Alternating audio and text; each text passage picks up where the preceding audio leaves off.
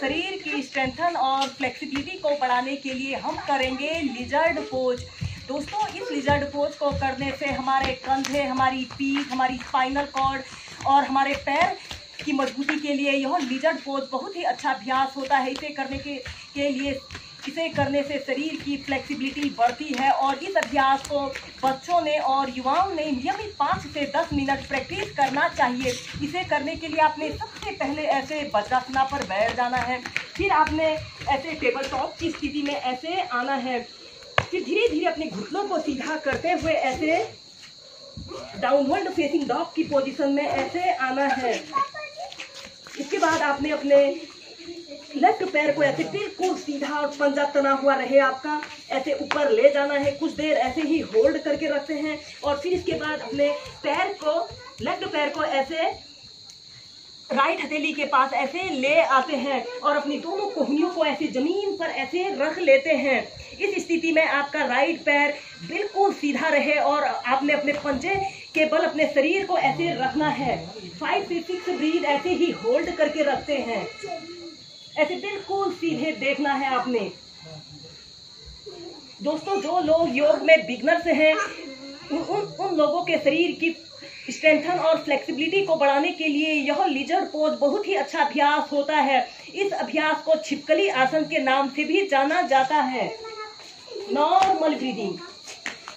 इसके बाद आपने धीरे धीरे ऐसे पीछे डाउनवर्ड फेसिंग डॉग की पोजीशन में ऐसे आना है। इसी अभ्यास को अब हम दूसरी साइड से प्रैक्टिस करेंगे। इसके बाद आप अपने राइट पैर को ऐसे ऊपर बिल्कुल सीधा पंजा तना हुआ रहे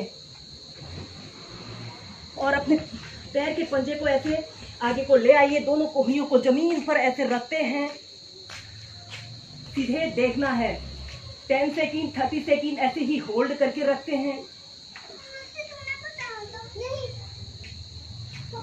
और इसकी नेक्स्ट वेरिएशन को करने के लिए आप अपने लेफ्ट पैर के घुटने को ऐसे जमीन पर ऐसे रख लीजिए और जो घुटना आपका उठा हुआ है यानी राइट हथेली को ऐसे पीछे ले जाते हुए अपने लेफ्ट पैर के घुटने को ऐसे मोड़ लीजिए और अपने पैर के पंजे को ऐसे पकड़ लेते हैं और सीधे देखते हैं। Normal breathing. दोस्तों, जब आप इस अभ्यास को करोगे तो आप खुद ही फील करोगे कि आपके शरीर में एक नई ऊर्जा का संचार हो रहा है और आपका शरीर एक्टिव और एनर्जेटिक बन रहा है। फिर धीरे धीरे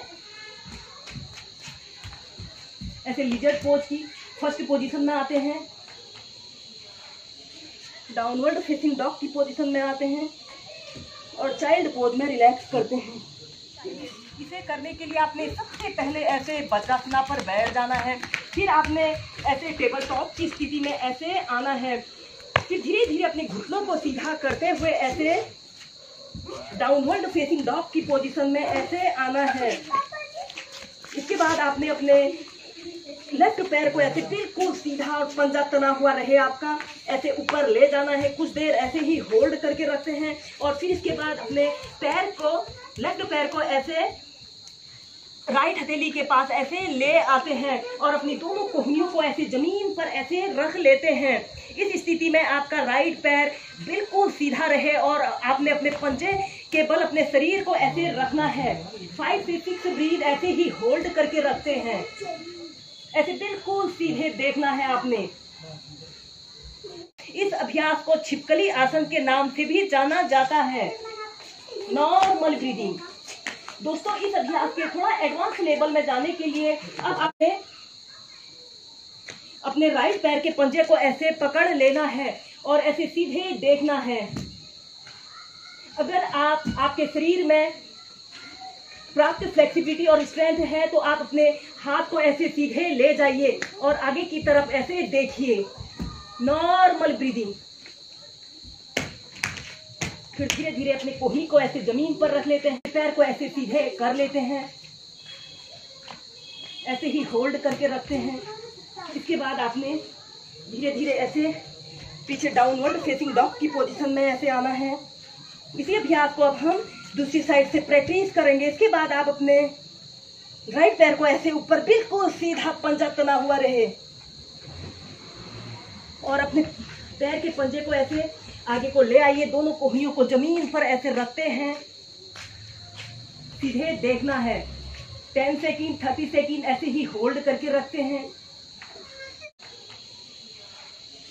डाउनवर्ड फेसिंग डॉग की पोजीशन में आते हैं और चाइल्ड पोज में रिलैक्स करते हैं।